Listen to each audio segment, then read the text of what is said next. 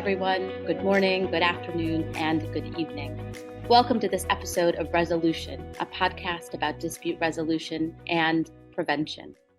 My name is Rekha Rangachari. I'm the Executive Director of the New York International Arbitration Center and also one of a handful of interlocutors and hosts, interviewing colleagues and friends about cutting-edge issues in our practice. Today's episode focuses in on Immediation. It was founded in 2017 by Melbourne barrister Laura Kiley, and we're now 5 years out. I am delighted to be sitting down with Andrew Hutchinson. He is Chief Revenue Officer at Mediation. And by way of background, Andrew drives innovation in the delivery of service through the use of technology. He does a lot there, and we're going to unpack his role at Immediation in due course. But with that, let me welcome him. Welcome, Andrew. Thanks for joining us. Rekha, good morning. It's a pleasure to be here. Well, so let's start out with basics for our listeners. Can you share briefly Immediation's history in a few sentences and what brought you to Immediation? Absolutely. So, as you mentioned, the company was founded in 2017 by Laura Kiley. And she had observed in the marketplace, so her background, she was an M&A lawyer turned barrister, which, for those who don't know, in the Commonwealth countries, to be before a judge, you have to be a barrister. And in that role, she observed disputes going through courts that were taking a lot of time, costing a lot of money, and ultimately not giving people a great outcome. And so she set about seeing if there was an alternative, if leveraging technology might be a way of driving better outcomes and reducing some of those costs. The platform has developed wildly over the last 5 years, and we now are an end-to-end platform for dispute resolution. So whether you are a law firm, whether you're a dispute resolution center, whether you are a court, we have a platform that is designed to manage alternative dispute resolution, so whether that be arbitration, mediations, and others. Everything from gathering the information about the case all the way through to being able to complete the hearings for those cases online. Thanks so much, Andrew. Fantastic. A one-stop shop is often what our listeners are looking for and to find out more of. I'm curious from your vantage point, what you think has changed in coming into, you've been in the space for a long time, but coming into mediation and evaluating mediation, looking both to the US and then the global landscape, sort of what are we seeing in terms of change, even in terms of client demands as Immediation is evolving its services? Yeah, it's an interesting question. So I've been in legal technology now for 2 decades, working across, law firms, courts, government institutions, corporations. And I think over that time, certainly on this side of the fence, that there has always been an observation that there is more that can be done with technology. And I don't say that to say, lawyers should be replaced with technology. That's not absolutely not the case at all. But when I talk to clients and potential clients, I'm always talking about the opportunity to apply more focus to the areas of importance. So, when we think about, dispute resolution specifically, how do we get to the crux of the case as quickly as possible? How do we focus our efforts, our review, our time on the things that really matter to ultimately get to a better outcome? And I think, what I've seen over my time in the industry is that there have been changes and things have moved slowly and technology has been adopted. But of course, the pandemic was a big driver for change. And I think that driver was both on the client side. So, the corporations themselves, the individuals who were involved in disputes, they saw an opportunity to do things better, to have more time, to reduce their costs in the way that they were getting disputes resolved. And so, I think there is a greater appetite to use technology now. I think people have seen the benefits, particularly in the context of dispute resolution. But I would say that old habits die hard, right? There is, I talk to lots of lawyers who say, yeah, but I want to be in the room. I want to see the other side. I want to be there in person. And so I think there is some history that draws us back and draws us away from technology a little bit.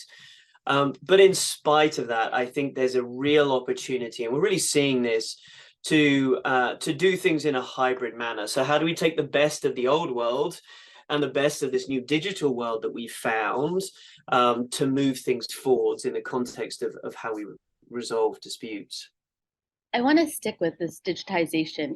Temporally, it's interesting. UNCITRAL's Working Group 2 is running in parallel as we speak. And so the big focus is dispute resolution in the digital economy. And so to that notion of things, what does that mean for the folks at Immediation and the conversations you're having? The truth is, pandemic was a great crystallizer of trying to be effective with technology. And to marry that with that notion you said of, I want to be in the room, I want to see the person.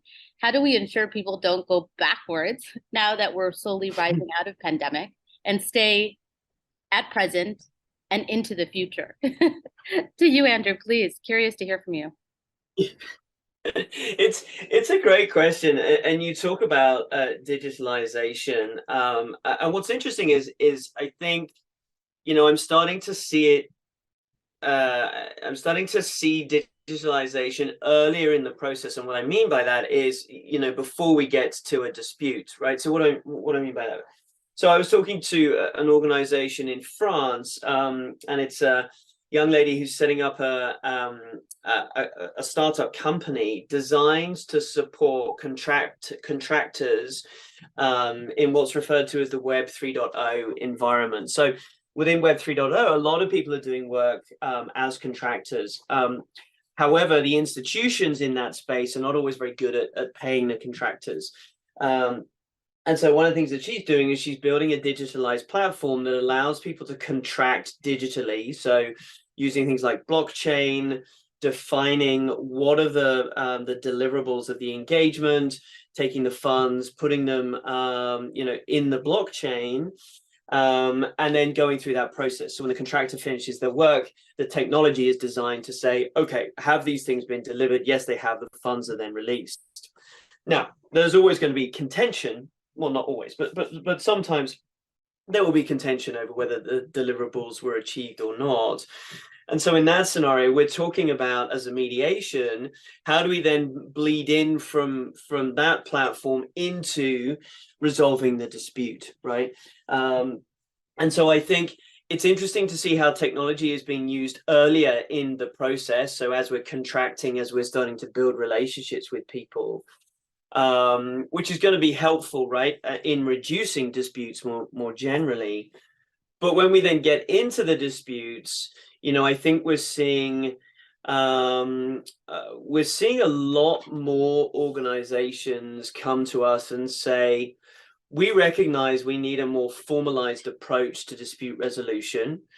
We recognize that technology can support us in that. So, for example, we're talking to another corporation where they have disputes that can range from $100 up to $1,500, and they wanted a technological platform to help support dispute resolution. So the idea of e-negotiation, for example, in that situation. So we're seeing this idea of, let's use technology to streamline the process. Let's use the technology to try and resolve some of the issues early if we can. So e-negotiation as an example.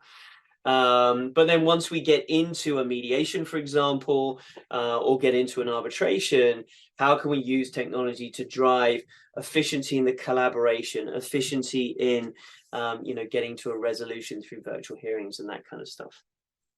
You've used a lot of words that I'm nodding my head to, Andrew. Blockchain, smart contracts, cryptocurrency, all allied with efficiency, right? These are words that we're trying to really tease apart in contemporary times. And we don't always know how it plays out in dispute resolution. Will it be really a different landscape? How do you diminish contentiousness? Nay, amicable dispute resolution, right? We are here with the dispute resolution section. But I'm curious, as you go about building knowledge, how do you train effectively? It's this notion, right, of having the diction to know what to ask and how to ask it and build a common sphere of knowledge, how do you find it's most effective to teach and train those in the space, not only on the platform of Immediation that's end to end, but in general, so there's confidence and not distrust? It's an interesting, it's a really interesting question. How do you keep abreast of fast moving technology? And it's interesting. So I was talking to this organization in France, and the person I was talking to was talking about Web 3.0. And I sort of knew what it was, and I'm a technologist, right? So I'm involved in this stuff all the time. But even I had to go and look it up and say, well, what sits in the bounds of Web 3.0? And as you've rightly highlighted, it is crypto and blockchain and all those kind of things. And I think it is a challenge, right? It's a challenge for people to keep up with all the technology that is starting to develop. I'm sure you've seen yourself on LinkedIn, the huge amounts of chatter around things like ChatGPT, for example, which is a fast growing technology that just seems to be pervasive at this moment in time. And I think for the audience, how do you keep on top of all of those things? I think it is a challenge. And I don't know that I have a great answer to it, but other than, we have to keep on top of it because it's moving so quickly. And if we don't, we could easily get left behind, as people in the economy. And I think as it relates to Immediation, then in the idea of digitalization, I think one of the things that we're finding is that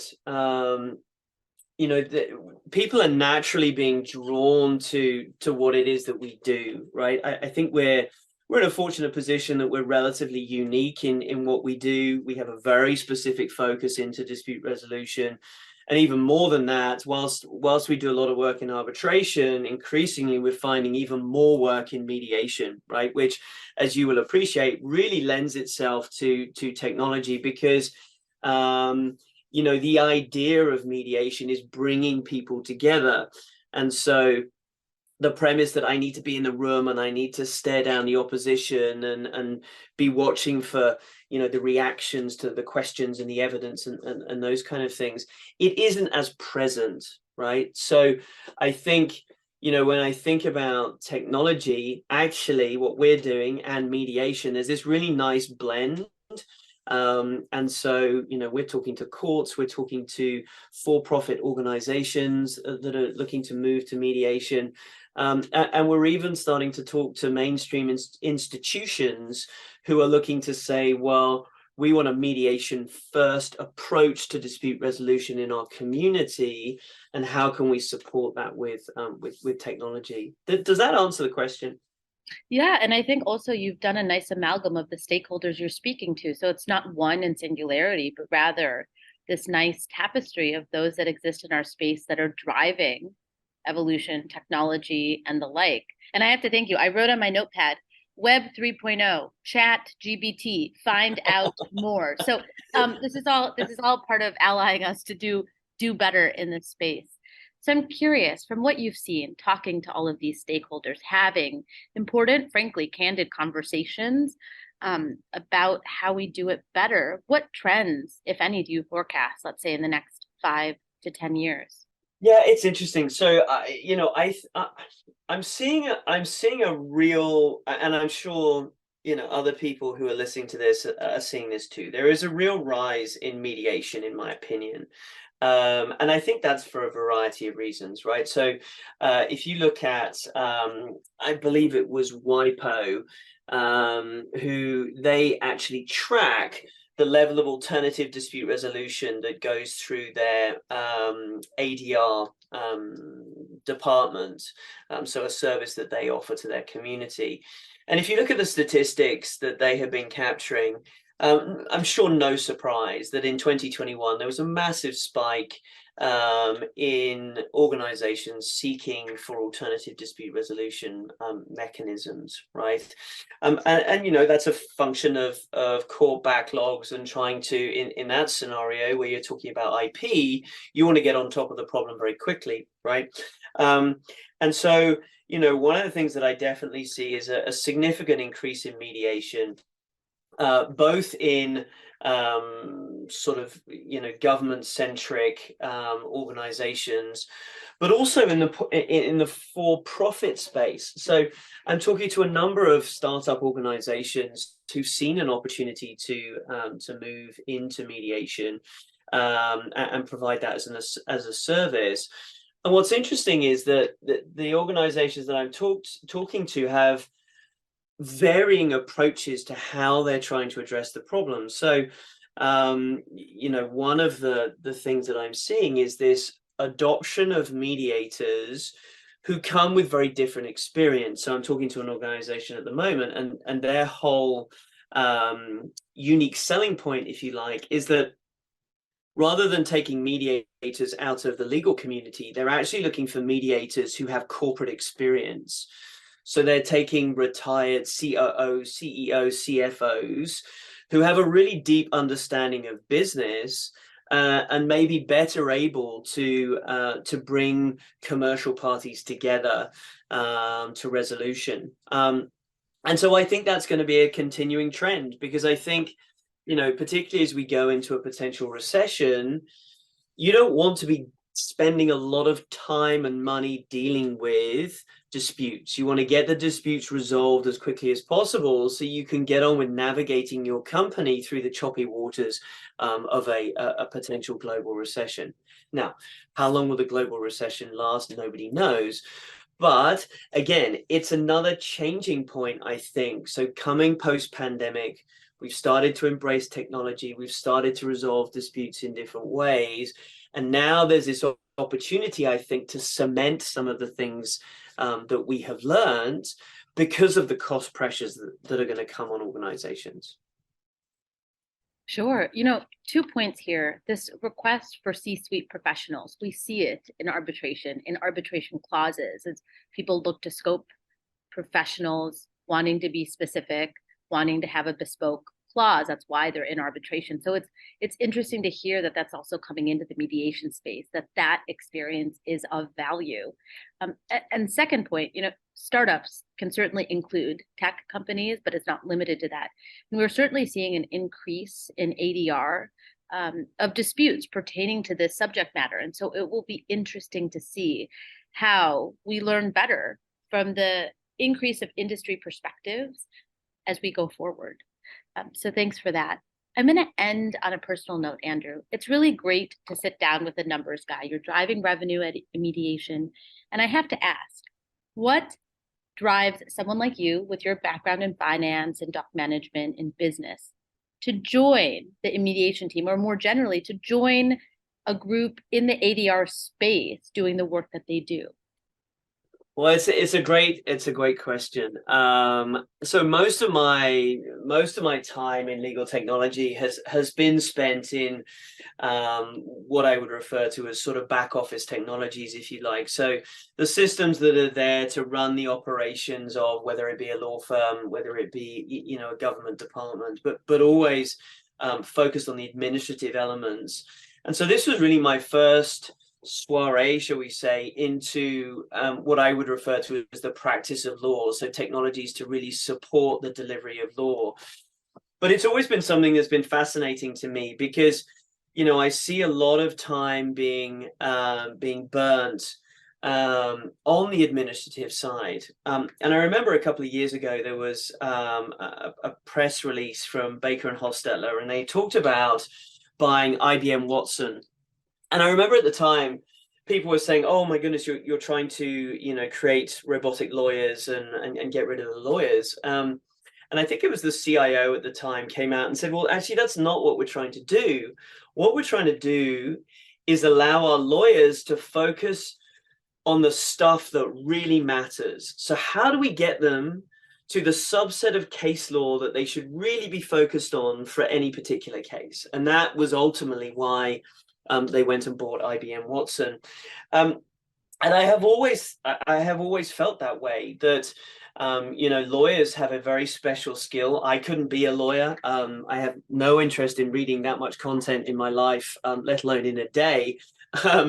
And so, how do we harness that skill to the best of our ability? How do we help lawyers, the community, drive better outcomes? And so, I think one of the things that I loved about Immediation was it brought together that blend of how do we use technology to ultimately provide a better experience for the lawyers, enable them to drive better outcomes for the clients. And again, that sort of altruistic piece that is, if we get this right, if Immediation really starts to move the needle in terms of how we use technology for dispute resolution, we're going to make the lives of the end clients, whether that's the corporations, whether that's the people on the street, ultimately we can have an impact on them getting their disputes resolved, feeling better about, the process that they've gone through. Sure. Well, in truth, effective practices always distill down from the very large to the very small end user. Absolutely. So, Andrew, cheers to continued soirees into the practice of law, focusing on the things that really matter and driving better outcomes in law and beyond through technology. It has really been a pleasure to sit down with you to learn more about Immediation and your practice specifically at Immediation, and to keep thinking about what's to come. Thank you so much. My pleasure. Thank you so much. I've really enjoyed the conversation. And to our audience, please do tune in to our future podcasts. But with that, we bid you a good day and farewell. Next Level Mediation software is a mediator's best tool for advancing their online dispute resolution practice. It takes into account the psychological attitudes of the disputing parties and helps mediators find the key priorities to negotiate. Based on decision science and an easy-to-use interface, the Next Level Mediation platform can handle the most complex disputes. Register today at nextlevelmediation.com for your complimentary 30-day trial of the subscription service and enter the code ABA discount 20 for a 20% discount.